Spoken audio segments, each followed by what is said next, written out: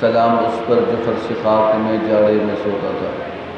بلغ العلا بکمالہ کشف الدجا بجمالہ حسنت جمیع خصالہ صلو علیہ وآلہ۔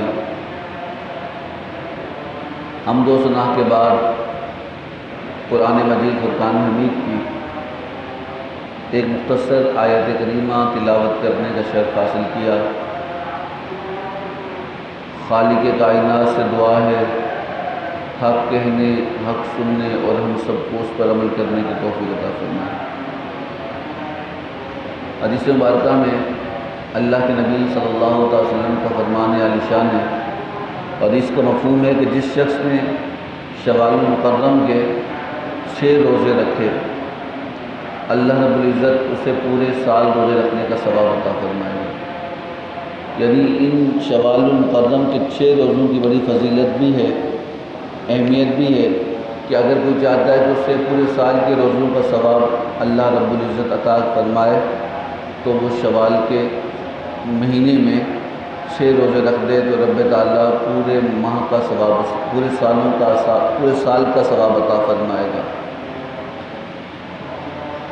اب ہمارے رمضان المبارک ہم سے رخصت ہو چکا ہے، اور پچھلا جمعہ رمضان المبارک میں تھا، اور آج کا جمعہ عید المبارک کے طور پہ ہم منا رہے ہیں، اور اسی طرح یہ جمعے، یہ دن، یہ رات، یہ صبح، یہ شامیں، یہ شام، یہ سحر، یہ گرمی، یہ سردی آتی جاتی رہے گی، اور جس طرح یہ آتی جاتی ہے اس طرح یہ دن ہم میں سے بھی کوئی شخص چلا جائے گا، اور یہ دنیا دارالعمل ہے، اور انسان اپنا عمل کرنے کے بعد اس دنیا کو اس سے پوچھ کر کے چلا جائے گا۔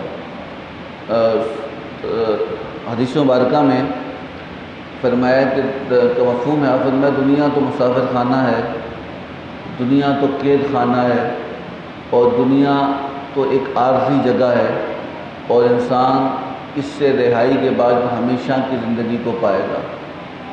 اس قید خانے سے نکل کر وہ جنت کی آسائشوں اور آراموں والی زندگی اسے اللہ رب العزت عطا فرمائے گا، اور اس جگہ سے رخصت ہونے کے بعد رب تعالیٰ اس کے اعمال کے مطابق اسے جزا اور سزا عطا فرمائے گا۔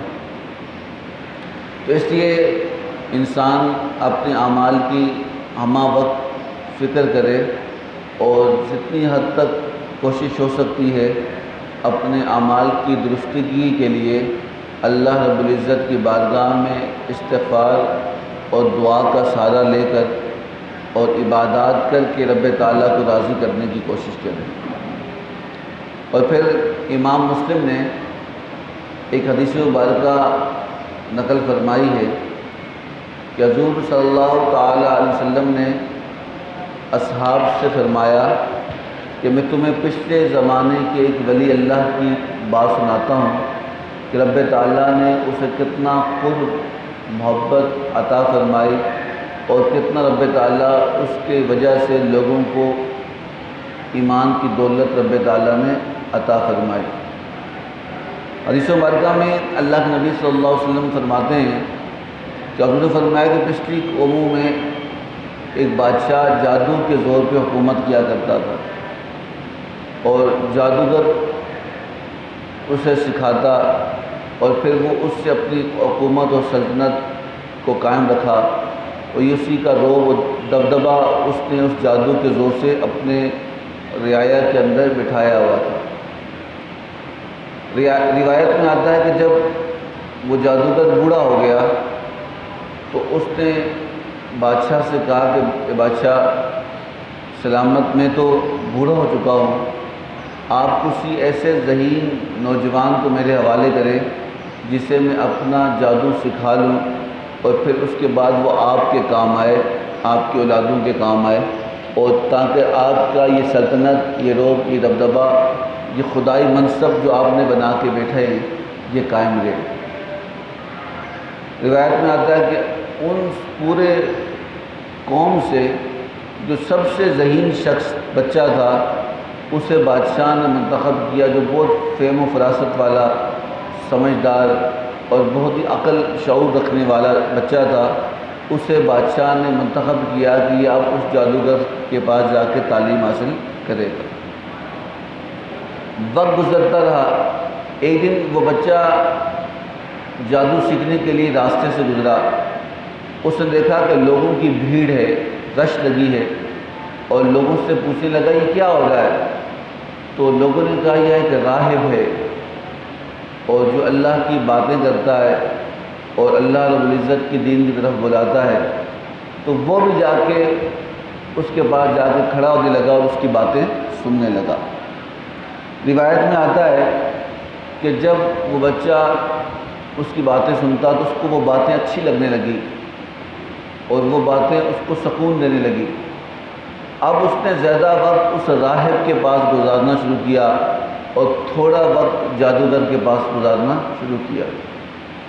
اب وہ تذبذب کا شکار تھا کہ جس تعلیم کے لیے اور جو چیز سکھانے کے لیے مجھے بادشاہ نے بھیجا ہے جادو کا، شاید بادشاہ کے جادوگر سچے ہیں، یہ بادشاہ سچا ہے، یا پھر یہ راہب جو اچھی اچھی باتیں کرتا ہے اور اللہ رب العزت کے پیغام دیتا ہے یہ اچھا ہے۔ یہ اس بارے میں وہ کلیئر نہیں ہو رہا تھا، اسے اس بارے میں اسے سمجھ نہیں آ رہی تھی کہ وہ کس راستے پر چلے، کیونکہ وہ کچھ لمحے جادوگر کے پاس بھی گزارتا تاکہ بادشاہ ناراض نہ ہو، اور کچھ لمحے وہ راہب کے پاس گزارتا تاکہ اس کی آخرت کیا ہو، ٹھیک ہو جائے۔ روایت میں آتا ہے کہ ایک دن وہ راستے سے گزر رہا تھا، اور جب وہ راستے سے گزرتے ہوئے اس نے دیکھا کہ راستے کے درمیان میں ایک اژدہا بیٹھا ہے۔ امام مسلم اس واقعے کو نقل کرتے ہوئے فرماتے ہیں، حضور فرماتے ہیں کہ اس قوم کا شخص تھا اور اس نے بڑا سانپ اژدہا دیکھا جو راستہ روک کے بیٹھا تھا، اور لوگ خوف کے مارے راستہ نہیں لے رہے تھے۔ اس نے دل میں یہ خیال کیا اور ارادہ کیا، اس نے کہا کہ آج پتہ لگ جائے گا کہ کیا سچ ہے اور کیا جھوٹ ہے۔ اس نے چھوٹا پتھر لیا اور لے کر اس نے نیت کی، اے اللہ اگر جادوگر سچا ہے تو اے اللہ اگر میں پتھر ماروں گا تو اس سے یہ موذی جانور مر جائے۔ تو اس نے اللہ کا نام لے کر یہ نیت کر کے کہا کہ اگر جادوگر سچا ہے تو اس کی پتھر لگنے سے وہ مر جائے گا، لیکن جب اس نے پتھر پھینکا تو وہ سانپ نہیں مرا۔ سانپ کو مارنے کے لیے پتھر پھینکا تو سانپ نہیں مرا۔ پھر اس نے دوسرا پتھر لیا، اس نے کہا کہ اللہ اگر تیرا راہب جو تیری بات کرتا ہے اگر وہ سچا ہے اس کے لگنے سے وہ مر جائے۔ تو جب اس نے دوسرا پتھر اٹھایا اور اس سانپ کا نشانہ لیا، اسے مارا تو اس کے لگنے سے وہ مر گیا۔ اس کے دل میں یہ بات راسخ ہو گئی کہ بے شک وہ جادو جو سکھایا جا رہا ہے وہ ٹھیک نہیں ہے، لیکن جو راہب اللہ کی باتیں کرتا ہے یہ ٹھیک ہے۔ اب اس نے راہب کے پاس ہی رہنا شروع کیا اور کلمہ پڑھ کے مسلمان ہو گیا۔ جب اس نے اسلام قبول کیا اور راہب کے پاس رہنا شروع کیا تو آہستہ آہستہ رب تعالیٰ نے اس کی عبادت کی وجہ سے اسے یہ قوت، روحانی قوت اور مقام عطا کیا کہ رب تعالیٰ نے اس کی زبان میں تاثیر، برکت اور شفا رکھ دی، اور کوئی بھی شخص کتنا بھی بڑا مریض ہوتا اس کے پاس آتا، وہ دعا کرتا اور اللہ اسے شفا دے دیتا۔ تو اس دور میں روایت میں آتا ہے کہ بادشاہ کا جو خاص شخص تھا اس کی بینائی ختم ہوگی، اس کی آنکھوں کی روشنی ختم ہوگی۔ اسے کسی نے خبر دی کہ فلاں علاقے میں ایک بچہ ہے جو دعا کرتا ہے تو اللہ اس کو شفا عطا فرماتا ہے، اگر تو بھی ٹھیک ہونا چاہتا ہے تو بھی جا کے اس سے مل لے تاکہ تیری آنکھیں ٹھیک ہو جائیں۔ تو وہ اسی ارادے سے کہ میری آنکھوں کی روشنی، بینائی واپس آ جائے، تو وہ اس سے ملنے کے لیے اس کے پاس پہنچا۔ اس بچے نے اس بادشاہ کے خادم سے کہا کہ اس نے کہا کہ میری آنکھوں کی روشنی نہیں ہے، تم دعا کرو کہ رب تعالیٰ شفا دے۔ تو اس نے کہا کہ میں دعا اس وقت کروں گا جب رب کو مانے گا، جب رب پر ایمان لے آئے گا، جب تو کلمہ پڑھ لے گا تو میں تب تیرے لیے دعا کروں گا، وہ دعا شفا بھی بن جائے گی۔ تو اس نے کلمہ پڑھ لیا اور کلمہ پڑھنے کے بعد ایمان لے آیا۔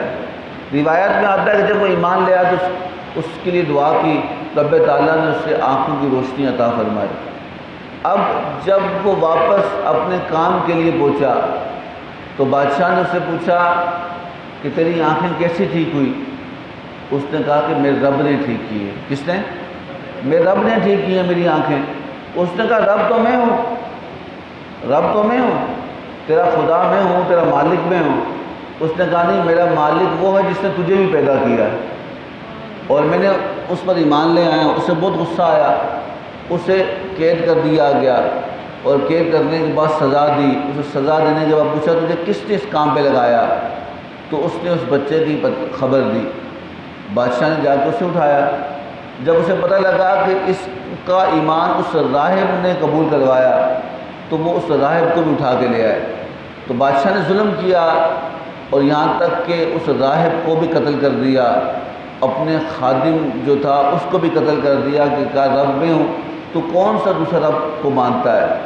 جب وہ دونوں مر گئے تو اس شخص، اس بادشاہ نے اس بچے سے کہا کہ اگر تو مجھے رب نہیں مانے گا تو میں تجھے اذیت والی موت دوں گا، اور تجھے مار دوں گا، عبرت کا نشان بن جائے گا۔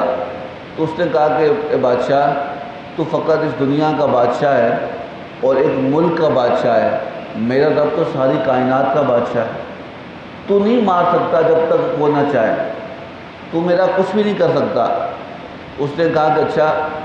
اس نے اپنے خدام کو بلایا، اور بلانے کے بعد کہا کہ اس کو سزا ایسی دینا کہ اسے اونچی پہاڑی پر، جو سب سے بڑی پہاڑی اس دور میں تھی، کہ اس پہاڑ پہ لے جاؤ اور اسے اوپر سے نیچے پھینکو، اور جب یہ پہاڑ سے گرے گا اور پتھروں پہ لگے گا تو اس کا جسم کچلا جائے گا، اس کی ہڈیاں ٹوٹ جائیں گی، اور اس کی موت واقع ہو جائے گی، اور مجھے سکون ملے گا، کیونکہ اس نے میری خدائی کو چیلنج کیا ہے، میرے خدا ہونے سے انکار کیا ہے۔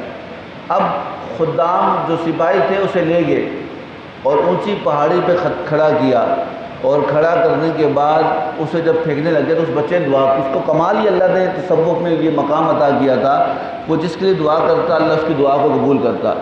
اور صوفیہ فرماتے ہیں کہ سفید داڑھی ہونا اور بوڑھا ہونا اور پھر عبادت کرنا اور پھر اللہ کا قرب پانا ہی نہیں ہوتا۔ اللہ رب العزت فرماتا ہے کہ جو شخص جوانی میں عبادت کرتا ہے، توبہ کرتا ہے، تو رب تعالیٰ اسے ڈبل نیکیاں اور ثواب اور مرتبہ عطا فرماتا ہے۔ بھئی بڑھاپے میں تو ہر کوئی توبہ کرے گا، جب بندہ کام سے ریٹائر ہو جاتا ہے، جب اس کی جسم کے اعضاء اس کا ساتھ نہیں دیتے، جب وہ کمزور ہو جاتا ہے، جب اسے کسی کام کے قابل نہیں سمجھا جاتا ہے، پھر تو مسجد آئے گا ہی، پھر تو اس نے اللہ اللہ کرنا ہی ہے، پھر تو اس نے معافی مانگنی ہے، پھر تو اس نے توبہ کرنی ہے۔ کہا کہ نہیں، وہ تو بات ٹھیک ہے، اللہ رب العزت بڑھاپے کی بھی توبہ قبول کرتا ہے۔ اللہ رب العزت نے فرمایا کہ میں آخری سانس تک انسان اگر میری بارگاہ میں توبہ کرے گا، چاہے وہ 1000 سال عمر ہی کیوں نہ ہو، میں اس کی توبہ کو کیا کروں گا؟ قبول کروں گا۔ تو فرمایا کچھ بچے، اور کہا کہ پھر شخص کہ جو شخص جوانی میں توبہ کرتا ہے، روایات میں تو یہاں پر لکھا کہ عرش پر فرشتے خوشیاں مناتے ہیں۔ جو بندہ جوانی کے اندر اللہ کی بارگاہ کی طرف رجوع کرتا ہے اور پھر اس کی وجہ سے رب تعالیٰ اس پر فخر کرتا ہے، اور جو شخص جوانی میں توبہ کر کے عبادت کرتا ہے تو رب تعالیٰ بڑھاپے کے 70 رکعتیں بندہ پڑھے گا، اس کو اتنا ثواب عطا کرے گا جتنا جوان 2 رکعتیں پڑھ کے ثواب عطا کرے گا۔ سمجھا رہی بات؟ بڑھاپے میں تو ہم نے نماز پڑھنی ہے، وہ بدبخت لوگ ہیں جو بڑھاپے میں بھی نہیں پڑھتے، یہ تو کنفرم ہے۔ حضور نے فرمایا کہ جو شخص سفید داڑھی والا ہو جائے اور پھر تم اس سے گناہ کرتے دیکھو، پھر سمجھنا اسے اللہ ہدایت نہیں دے رہا۔ آپ نے ایسے بوڑھے بھی دیکھے ہوں گے جو بوڑھے ہو چکے ہیں، گناہ کر رہے ہیں، برائیاں کر رہے ہیں، غلط باتیں کر رہے ہیں، عجیب عجیب سی باتیں کرتے ہیں، نوجوان شرمندہ ہو جاتے ہیں ان کی باتیں سن کے۔ تو حضور نے فرمایا کہ جب تم دیکھو وہ بوڑھا ہو کر بھی نہیں سدھرا تو پھر وہ سدھرے گا نہیں، وہ پھر اس پہ بدبختی کی لعنت پڑی ہوئی ہے، اس پہ رب تعالیٰ کی نحوست ہے، اس سے نہیں سدھرنا۔ لیکن جو شخص جوانی کے اندر، انسان اکثر ذہن میں خیال آتا ہے کہ جوان ہوتا ہے، خواہشات ہوتی ہیں، بہت کچھ ہوتا ہے، بندہ توبہ کرتا ہے، پھر اس سے گناہ غلطی ہو جاتی ہے، پھر کیا ہوگا؟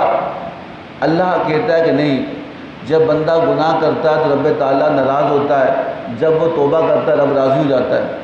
اگر غلطی انسان ہی سے تو ہوتی ہے، انسان نسیان سے بنا ہے اور نسیان کا معنی ہی بھول جانا ہے۔ اگر کوئی یہ شخص کہے کہ میں توبہ تو کر لوں گا لیکن گناہ ہوگا، بھئی گناہ تو ہونا ہے، لیکن اس نیت سے بندہ توبہ نہ کرے گناہ ہوگا نہ، بلکہ وہ جتنی اس کی توفیق ہے، جب غلطی کا احساس ہو جائے اور وہ توبہ کر لے، رب تعالیٰ اس کی توبہ کو قبول کرتا ہے۔ اور حدیث مبارکہ کے اندر رب فرماتا بھی ہے التائب من الذنب کمن لا ذنب لہ۔ حدیث کے الفاظ میں حضور نے فرمایا کہ توبہ کرنے والا ایسا ہی ہے جیسے گناہ ہی نہیں کیا اس نے۔ التائب من الذنب کمن لا ذنب لہ، کہ توبہ کرنے والا ایسا ہی ہے کہ جیسے اس نے گناہ ہی نہیں کیا۔ تو انسان تو نسیان سے بنا ہے، گناہ تو اس سے ہوں گے، تو اس گناہ کی وجہ سے وہ اللہ کو نہ چھوڑے، بلکہ گناہ ہو تو توبہ کر لے۔ حضور نے فرمایا نا، گناہ کے بعد توبہ کرو، برائی کے بعد صدقہ کرو کہ رب تعالیٰ تاکہ تمہارے گناہوں کا کفارہ بن جائے، اللہ رب العزت معاف فرما دے۔ جب اسے اونچی پہاڑی پہ لے گئے، روایت میں آتا ہے کہ جب اسے اونچی پہاڑی پہ لے گئے، اس بادشاہ نے کہا اس کو ایسی موت دینا کہ اس کی ہڈیاں بھی باقی نہ رہیں۔ تو اس نے دعا کی، اس کو یہ رب نے کمال عطا کیا، یہ روحانی طاقت عطا کی، روحانی اسے فیض عطا کیا، اسے یہ کمال عطا کی۔ اس نے دعا کی کہ یا اللہ میری خاطر نہیں، اپنی خاطر مجھے مرنے سے ڈر نہیں لگتا، میں تو تیرے نام پہ مرنا چاہتا ہوں، اگر میں مر گیا تو وہ بادشاہ دیکھا میں سچا تھا، جس نے مجھے چھوڑ کر دوسرا خدا بنا دیا، دیکھو اس کو کوئی بچانے نہیں آیا۔ اس نے کہا یا اللہ تو اپنی خاطر مجھے بچا لے تاکہ میں بادشاہ کے پاس پلٹوں اور اسے بتاؤں تو مارنے والا تو نہیں، مارنے والا وہ ہے۔ اگر ساری دنیا مارنے والی ہو، رب بچانے والا ہو تو کوئی مار سکتا، اور رب مارنے والا ہو تو دنیا بچانے والی ہو تو کوئی بچا سکتا نہیں۔ تو یہ ایک اصول یاد رکھنا۔ تو جب اس نے دعا کی اور دعا ختم ہوئی تو رب تعالیٰ نے اس پہاڑ کو حرکت دی، اور جتنے لوگ اسے مارنے کے لیے سپاہی آئے تھے وہ سارے پہاڑ سے گرے اور مر گئے، وہ بچ گیا۔ واپس بادشاہ کے پاس آیا اور کہنے لگا کہ بادشاہ تو کہتا تھا مار کے آؤ، دیکھو جو مجھے مارنے آئے تھے وہ مر گئے اور جو مرنے آیا تھا وہ بچ گیا۔ بادشاہ نے کہا اچھا اب تجھے میں دریا میں ڈبو کے ماروں گا۔ سپاہیوں کو حکم دیا اور کہا کہ اسے لے جاؤ بیچ دریا کے اندر سے ڈبونا تاکہ یہ واپس نہ آ سکے۔ جب اسے کشتی میں بٹھا کر، امام مسلم اس حدیث مبارکہ کو نقل کرتے ہیں، آپ فرماتے ہیں جب اسے کشتی میں بٹھا کر جب سمندر کے اندر لے گئے اور جب اسے پھینکنے لگے، اس نے کہا کہ پھر اس نے کیا کیا؟ یہ ایک بات اصول یاد رکھنا، آپ دعا سے رب سے رابطہ کر سکتے ہیں، دعا کر کے آپ کا ذریعہ، حضور نے فرمایا کہ دعا مخ العبادہ، یہ دعا عبادت کا مغز ہے، اللہ کے ساتھ رابطے کا ذریعہ ہے، اللہ کے ساتھ سلسلہ جوڑنے کا ایک ذریعہ دعا ہے۔ آپ دعا کو نہیں چھوڑنا، رب آپ کو نہیں چھوڑے گا انشاءاللہ، سمجھا رہے بھائی؟ اصول یاد رکھنا۔ اس نے پھر دعا کی کہ یا اللہ مجھے اپنے لیے نہیں، میرے لیے تو مجھے نہ بچا، تو اپنے لیے مجھے بچا تاکہ بادشاہ کو کہہ دوں تو سمندر میں بھی مجھے بھیجا تھا لیکن اللہ نے مجھے کیا کیا؟ بچا دیا۔ کہا کشتی الٹی، جو ڈبونے آئے تھے وہ مر گئے، جو مرنے آیا تھا اللہ نے اسے بچا دیا۔ وہ واپس پھر بادشاہ کے دربار میں پہنچا، اس نے کہا بادشاہ تو کہتا تھا مر جائے گا، نہ باہر سے گرا سکا نہ دریا میں ڈبو سکا۔ تو بادشاہ تنگ ہو گیا، اس نے کہا کہ تو میرے گلے میں کیوں مصیبت بن رہا ہے، مجھے تنگ کیوں کر رہا ہے، تو بتا تو کیسے مرے گا؟ اس نے کہا کہ بادشاہ سلامت ساری قوم کافر ہے، ساری قوم، اور سارے لوگ خدا کی نافرمانی کرتے ہیں۔ تو اس نے کہا کہ میں ایک شرط پہ اپنا مرنے کا طریقہ تجھے بتاتا ہوں۔ کہا کیا بتاتا ہے؟ اس نے کہا تو مجھے رسی سے درخت سے باندھ لے۔ کیا کر لے؟ درخت سے رسی کے ساتھ باندھ لے، اور باندھنے کے بعد تو پوری قوم کو بلا اور سب لوگ میرے سامنے کھڑے ہوں، جب سارے مجھے مرتے ہوئے دیکھیں گے تماشا تو بھی دیکھ لینا، اور بے مرنے کا طریقہ اس وقت تجھے بتاؤں گا۔ تو اس بادشاہ نے کہا جان تو چھڑانی تھی، اس نے، امام مسلم فرماتے ہیں کہ اس نے اس کو رسی سے باندھا اور پوری قوم کو بلایا اور بلا کے کہا کہ لوگوں آؤ، میں تمہیں دکھاتا ہوں کہ میرا نافرمان ہے اور میں اسے مارنے کے لیے کھڑا کیا ہے۔ جب اسے رسی سے باندھ لیا گیا اور باندھنے کے بعد اس بادشاہ نے کہا کیسے ماروں تجھے؟ اس نے کہا تو تیر لے، اور تیر لے کے میں رب کا نام لے۔ کس کا؟ جب تو میرے رب کا نام لے کے مجھے مارے گا تو میں اس کے نام پہ جان دے دوں گا۔ میں اس کے نام پہ جان دے دوں گا۔ بادشاہ نے ایسے ہی کرنے لگا تو اس نے کہا کہ لوگوں سن لو، بادشاہ نے مجھے مارنے کے بڑے طریقے آزمائے اور بہت کوشش کی مجھے مارنے کی، میں نہ مر سکا اور میرا رب مجھے بچاتا رہا۔ آج یہ مجبور ہو چکا، مجھے مرنے کا طریقہ پوچھتا ہے۔ میں اسے کہہ رہا ہوں کہ جب تو مجھے تیر مارے گا تو تو تیر اللہ کا نام لے کے مارنا۔ اور بادشاہ تنگ تھا، اس نے تیر لیا اور تیر لے کر اس کی پیشانی کو داغا اور اللہ کا نام لے کے مارا۔ تو جیسے ہی اس نے اللہ کا نام لے کے اس نوجوان کو مارا تو اس کی روح پرواز کر گئی، اس کی شہادت ہوئی۔ جیسے ہی وہ مرا اور پوری قوم نے کلمہ پڑھنا شروع کر دیا۔ اس نے کہا بادشاہ سلامت، تو ہمیں دھوکہ دیتا ہے، یہ شخص جو مرا ہے اسے تو نہ مار سکا، یہ مرا تو اپنے رب کے نام پہ مرا، تو ہم بھی اس کے رب پر ایمان لے کے آ جاتے ہیں۔ تو یاد رکھنا، کسی ایک کی قربانی کسی ہزاروں کی زندگی کا سبب بن رہی ہوتی ہے، ہزاروں کی ایمان لانے کا سبب بن رہی ہوتی ہے، ہزاروں کو رہنمائی کا ذریعہ بن رہی ہوتی ہے۔ تو اس سے ہمیں چاہیے کہ اپنی زندگی کے اندر اس طرح کی طریقہ اختیار کریں۔ حضور نے فرمایا وہ نوجوان تھا، وہ نوجوان شخص تھا کہ جس نے اپنی زندگی کو فحاشی، برائی، گندگی کے بجائے اللہ کے ذکر و اذکار میں لگا دی۔ تو رب تعالیٰ نے جوانی میں وہ نور عطا کیا کہ لوگ سالوں میں بھی وہ کمال نہیں پا سکتے جسے 16 سال کی عمر رب نے اس عطا فرما دیا۔ تو اس لیے یہ اللہ رب العزت نے جو ہمیں زندگی